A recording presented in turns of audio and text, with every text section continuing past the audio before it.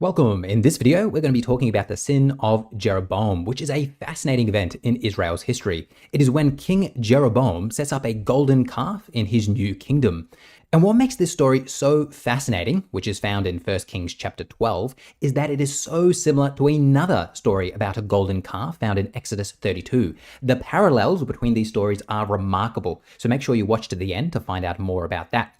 All right, before we dive into 1 Kings 12, let's get some background information. So in about 1000 BC, Israel has a united monarchy. So Saul is the first king to rule over the entire kingdom. We then have David, then Solomon, then things go pear-shaped with King Rehoboam. It's under his rule that the kingdom splits into two. We now have Israel in the north and Judah in the south.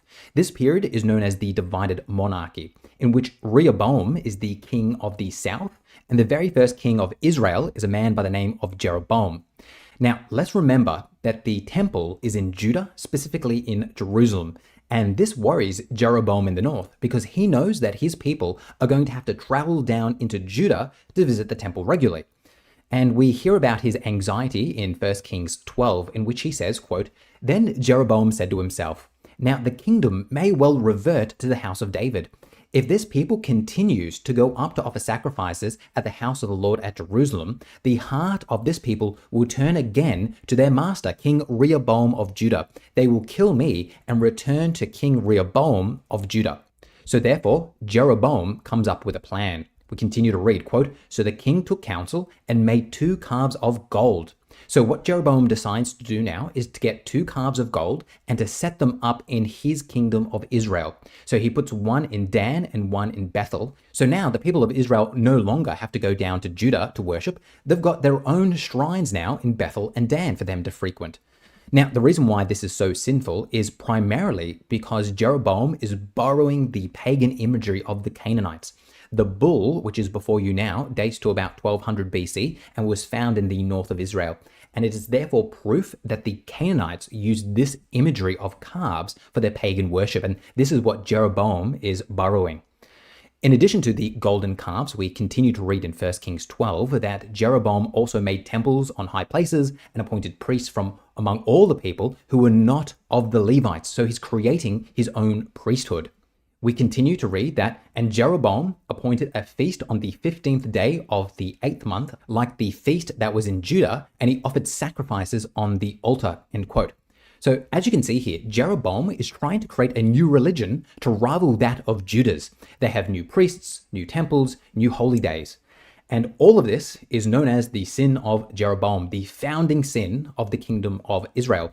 And there are multiple paintings of the sin of Jeroboam, all of which have a golden calf in the background. And what you're also going to notice with many of these paintings is not only the golden calf, but you have these new non-Levite priests coming up to the altar as well, which is really fascinating. Now, my favorite image of this event is this one before us now. As you can see, you've got the golden calf in the background. And here you've got Jeroboam, and he's looking terrified. And he's terrified because of this man right here, the man who is praying. The Bible refers to this man as only a man of God from Judah. And the story of him is fascinating. So let's now read 1 Kings chapter 12 to learn more about this man. Quote, "A man of God came out of Judah by the word of the Lord to Bethel, while Jeroboam was standing by the altar to offer incense. He cried out against the altar by the word of the Lord and said, 'O altar, altar, thus says the Lord, a son shall be born to the house of David, Josiah by name.'" All right, let's just stop here, everyone. This is remarkable. Here, this man is predicting the coming king of Judah, King Josiah. And this is 300 years in the future. There are very few places in the Bible where we get a prediction by name of someone in the future. So this is really a remarkable thing. We continue to read.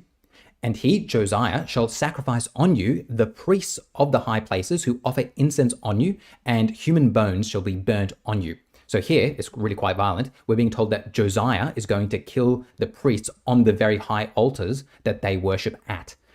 All right. This is really remarkable. The fact that we have a prediction of someone by name 300 years in the future. Richard Elliott Friedman says the following about this event. "The reference to Josiah by name in a story that takes place 300 years before he is born is remarkable, even in a book filled with prophecies and miracles. No other case of such explicit prediction of a person by name so far in advance occurs in biblical narrative, end quote. Of course, scholarship doesn't believe in prophecy, and thus they believe that the author of 1 Kings was written during the reign of King Josiah. This is similar to what occurs in the book of Isaiah, which mentions by name Cyrus 200 years in the future. And again, scholarship contends that this part of Isaiah must have been written by someone living during the reign of Cyrus. Again, that's a discussion for another day, but really fascinating to keep in mind. All right, we now are going to enter the second part of this video, and this is where things are going to get exciting. Because what we're going to do now is we're going to compare this story in 1 Kings 12 of Jeroboam's sin with a very similar story found in Exodus 32. And that is when Moses is up getting the 10 Commandments, and all of Israel are at the base of the mountain, and Aaron decides to make a golden calf, and this is when Moses comes down and destroys everything. So this is very similar to the story that we read in 1 Kings 12. These stories, the stories of Exodus 32 and 1 Kings 12, have a lot of parallels. And we're just going to spend some time now just comparing them because the parallels are truly remarkable. All right, the first parallel that I want to go through is what Aaron and Jeroboam say after they've set up their golden calves. So Aaron, after he sets up his golden calf, says, "These are your gods, O Israel, who brought you up out of the land of Egypt." Jeroboam says, "Behold your gods, O Israel, who brought you up out of the land of Egypt." They say almost the same thing. One scholar notes, quote, "The subsequent declarations of Aaron's people and Jeroboam's are almost identical." So let's now zoom in to these two characters. It's quite clear that there is some parallels between them. The author wants us to think of Aaron and Jeroboam as being the same in many ways. And this is even more evident when we look at their sons. Aaron has two sons, Nadab and Abihu. Jeroboam has two sons, Nadab and Abijah. The names of their sons are almost identical. The same scholar, talking about this, says the following: "Finally, both Aaron and Jeroboam had two sons who share similarities. First, their names parallel one another. Aaron's sons were Nadab and Abihu, and Jeroboam's sons were Nadab and Abijah. Second, both pairs of sons died for cultic infractions. Aaron's sons died because they offered strange fire, while Jeroboam's sons died because he set up the golden calves." End quote. All right, before we get into the next parallel, can I just really encourage you to hit that like button, leave me a comment, and subscribe. I will respond to all comments. And by doing all these things, we really do just make the YouTube algorithm happy, and hopefully more people find this video. If you are enjoying it, make sure you share it as well. All these things keep the channel alive. Now, what really keeps the channel alive are patrons. So if you can become a patron, please do so. The patrons keep the lights on. This channel would not exist if it were not for the patrons. All right, that's enough begging for money. Let's get back into these parallels. So we've talked about how Aaron and Jeroboam are the bad guys of our story. Well, who are the good guys of our story? Well, those are Moses and Josiah. And what we're going to see is that there's an equation being drawn between these people here. So let's talk about how Moses and Josiah are equated with each other. Let's first go to our scholar from before, who says the following: "Just as Moses then ordered the Levites to slay the transgressors who worshipped the calf, so a man of God prophesied that Josiah would slaughter the priests who sacrificed at the calf of Bethel." End quote. And then my favorite parallel is told to us by Friedman, who writes, "According to D, Moses burns the golden calf and grinds it thin as dust. According to the Deuteronomistic history, at the site of Jeroboam's golden calf, Josiah burns the high place and made it thin as dust." In the Hebrew Bible, the phrase "thin as dust" occurs only in Moses and Josiah contexts. That's really fascinating. All right, let's now come back to our bad guys again. So I'm going to bring down Aaron and Jeroboam again because there are more parallels here, which are really fascinating. Before we dive into them, can we just stop for a moment and really appreciate how odd it is that Aaron is portrayed as a bad guy? Why is it that Aaron is equated with Jeroboam? Aaron is the first priest of Israel. Aaron is the brother of Moses. Why is he being portrayed so negatively? This is noticed by William Propp in his commentary, where he says, "It is rather odd in any case that Aaron should appear as Jeroboam's surrogate. If Exodus 32 is a polemical allegory against Jeroboam, we might have expected an Ephraimite elder to be held responsible. Why does Aaron make the calf?" This is a really interesting question. And Propp goes on to give us a solution to it. He says, "The golden calf story was, so to speak, the first skirmish in an internecine, intergenerational battle over the priesthood that was fought within the tribe of Levi. The Bible nowhere explicitly recounts this war. Instead, scholars have plausibly inferred its existence between the lines of the text. So now we come to a really fascinating part of this video, and that is this intergenerational war over who are the true priests of Israel. And this brings us to the JEDP hypothesis, and the two priestly groups are represented by the E source and the P source. What we're now going to do for my patrons only is we're going to break this down and really analyze it. It's going to be really fascinating. We're going to go through Ezekiel 44, Numbers 18. We're going to talk about so much stuff, all of which will be exclusive to patrons. So please make sure you become a patron if you want this access to this fascinating content. And also just to support the channel as well. All these things make sure that this channel can continue. So please make sure you do become a patron. But if you're not in a position to become a patron, just make sure you hit that like button, leave me a comment, and subscribe. I'll say goodbye to everyone except my patrons for whom this video will continue. All right, patrons, let's now continue on. Let's begin with Levi. So Levi is chosen out of the 12 tribes to be the tribe that will be priests. Now, obviously, Levi has lots of descendants, two of which are the brothers Moses and Aaron. Now, here's the question before us. It is, are all Levites priests? Meaning, are all the descendants of Moses priests as well? Or are only the descendants of Aaron priests? That's the question before us. If you are a descendant of Moses, are you a priest? Or are you only a priest if you're descended from Aaron? Well, what scholars contend, and let me clarify before we get into this, that this is very speculative in my opinion. Nevertheless, if you pick up any academic work on this, you're going to have scholars refer to this as absolute truth. And there is, a lot of evidence for it, but it's still speculation. So we need to remember that. All right, so what scholars contend is that the descendants of Moses were priests in the north, centered in Shiloh, and the descendants of Aaron were priests in the south, centered in Jerusalem.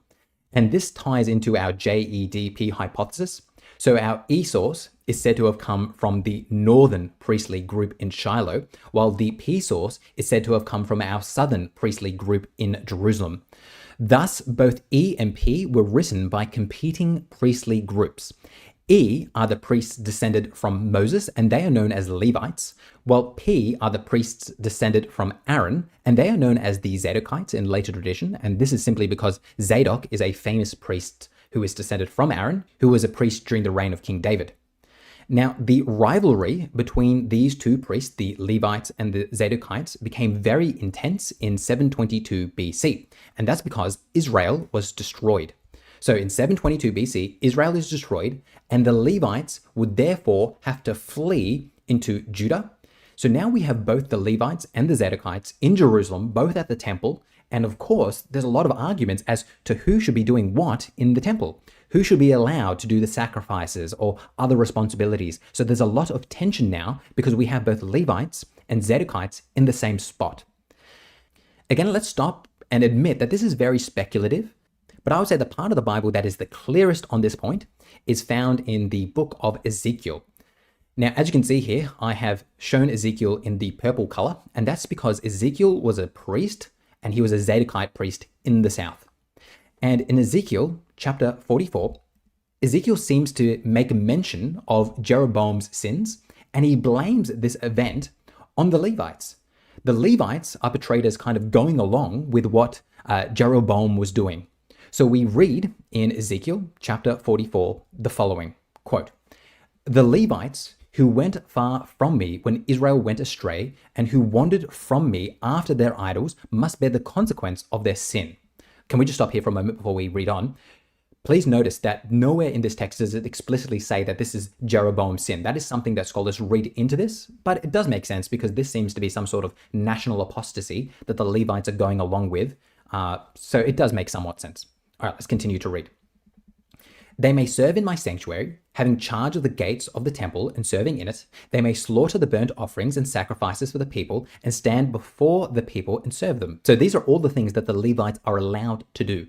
But then we continue to read, "But because they served them in the presence of their idols and made the people of Israel fall into sin, therefore I have sworn with uplifted hand that they must bear the consequences of their sin, declares the sovereign Lord." So here, what God is saying through Ezekiel is that because the Levites went along with Jeroboam's sin, they can't do certain things. We continue to read. "The Levites are not to come near to serve me as priests or come near any of my holy things or my most holy offerings. They must bear the shame of their detestable practices, and I will appoint them to guard the temple for all the work that is to be done in it. So here, do you notice that the Levites are not to be priests? They're not to do the most holy things. They can't go into the most holy place in the temple. But then Ezekiel continues to say, and again, this is God speaking, but the Levitical priests who are descendants of Zadok and who guarded my sanctuary when the Israelites went astray from me are to come near to minister before me. They are to stand before me to offer sacrifices of fat and blood, declares the sovereign Lord. So here, what we're being told is that the Zadoks remained faithful during this period of apostasy. And again, can I really reiterate that there's nothing in this text that tells us that this sin is Jeroboam's sin. This might be something related to the exile, because we know that's when Ezekiel is writing. Nevertheless, that is what some scholars are going to contend. They're going to contend that this is referring to the sin of Jeroboam. The Levites took part in it. The descendants of Zadok did not take part, therefore they are the true priests. We continue to read. They alone are to enter my sanctuary. So those are the priests descended from Zadok. They alone are to come near my table to minister before me and serve me as guards. So here in the book of Ezekiel, what we have is the priority of the Zadokite priests. They are the true priests. It does seem that what Ezekiel is telling us is that at one time, perhaps the Levites were true priests, but now that is being stripped away from them. And now only the Zadokites are priests. Now, this does come into a little bit of tension when we read other parts of the Bible that predates Ezekiel. So, for instance, we're now going to read the book of Numbers, which tells us from the get-go that there is a separation between priests and Levites. The book of Numbers isn't going to refer to them as Zadokites, and that's because that would be anachronistic, because Zadok was a priest that lived during the time of David, so obviously Moses can't write about them. But what we still see is a differentiation between priests and Levites. So in Numbers 18, we read, quote, "But you, Aaron, and your sons may serve as priests in connection with everything at the altar and inside the curtain."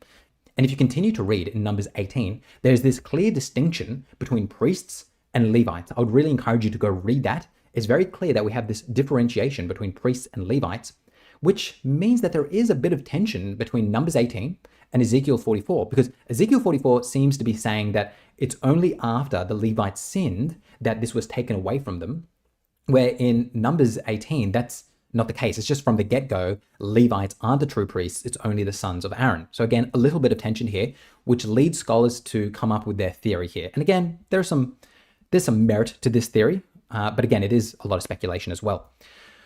All right, let's go back in time a little bit, and let's now focus on the priests in the north. Boy, this is a long video, but hopefully you're enjoying it.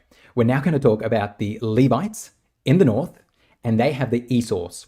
Now, the most famous e-source is most likely the Exodus 32 story, which we've been talking about. And what scholars are going to contend is that E wrote this story as a polemic, as an attack against the Aaronite priesthood, and specifically against Aaron. This is why the enemy of this story, the person that is equated with Jeroboam, is Aaron. Aaron is the bad guy, and that's because the Levites hate Aaron. We read in this account, quote, "Moses saw that the people were running wild and that Aaron had let them get out of control and so become a laughingstock to their enemies. So he stood at the entrance of the camp and said, 'Whoever is for the Lord, come to me.' And all the Levites rallied to him." So notice, Aaron's the bad guy, Levites are the good guys. We continue to read. "Then he said to them, 'This is what the Lord, the God of Israel says. Each man strap a sword to his side, go back and forth through the camp from one end to the other, each killing his brother and friend and neighbor.'" We continue to read. "The Levites did as Moses commanded, and that day about 3,000 other people died. Then Moses said, 'You have been set apart to the Lord today, for you were against your own sons and brothers, and he has blessed you this day.'" So in this story, which is supposedly written by Levites, we have Levites as the good guys, Aaron is the bad guy. And just commenting on this, he says it really well. That's why I want to read what he writes here. On his textbook, Reading the Old Testament, Barry L. Banstra says the following, quote, "This incident," he's referring to Exodus 32, "demonstrates the loyalty of the Levites to the cause of Yahweh. They were the only ones who had not succumbed to the lawlessness of golden calf worship." The story again pictures the Levites in a very favorable, if not somewhat violent light. This is not surprising, for the Elohist was a Levite. Though he was an advocate for the Levites generally, the Elohist did not admire Aaron. He directly implicates Aaron in the golden calf incident. We continue to read. Why would he want to put Aaron in such a bad light? Perhaps because the Elohist and his group had migrated to Jerusalem after the fall of Israel in 721 BC. Even though they were Levites, they were unable to practice their livelihood in Jerusalem because the family of Aaron, also the tribe of Levi, had tightly locked up the priestly craft. And that's exactly what we said before. All right, the Exodus 32 story, can I quickly summarize it for you? Exodus 32 serves two purposes. The first purpose of Exodus 32 is criticism of the Aaronite priests in Jerusalem who excluded them. The other function of this story is criticism of the idolatrous cult of Jeroboam. So notice that when we were talking before about the parallels between what Aaron says and what Jeroboam says, it's quite clear that Exodus 32 is serving to criticize the cult of Jeroboam as well. Now, as I said, it serves two functions, Exodus 32, and this is exactly what William Prop makes note of in his commentary. The Elohists wished to kill two birds with one stone, simultaneously criticizing a priesthood and a dynasty he found odious. As a northerner, he despised the Aaronites of Jerusalem. As a reactionary, he abominated Jeroboam's calves. End quote. And that is where we're going to leave this video, everyone. Hopefully you have enjoyed it. I feel that this is a really fascinating topic. And again, can I just reiterate that there's a lot of speculation here. Don't walk away thinking all this is definitely true. Do your own research, read things for yourself and come to your own conclusions. That's really important. All too often, scholars kind of talk as if they have the definitive truth and they don't really say, you know, a lot of this is speculation. Nevertheless, really fascinating stuff. Can I thank you for being patrons? Hopefully you are enjoying this exclusive content. If you are, it's really important that you leave me a comment. Otherwise, I really don't know who's watching this video at all. So leave me a comment, tell me your thoughts, hit that like button, please hit that like button so I know that people are watching. I hate to give ultimatums, but unless people start interacting more with these videos, you know, there's a good chance that I won't continue because otherwise it's just a crazy person talking about the Bible to himself. And you know, that's pretty crazy stuff right there. So just make sure you let me know that you're watching. Thank you for watching until the end, and as always, I'll see you in the next one.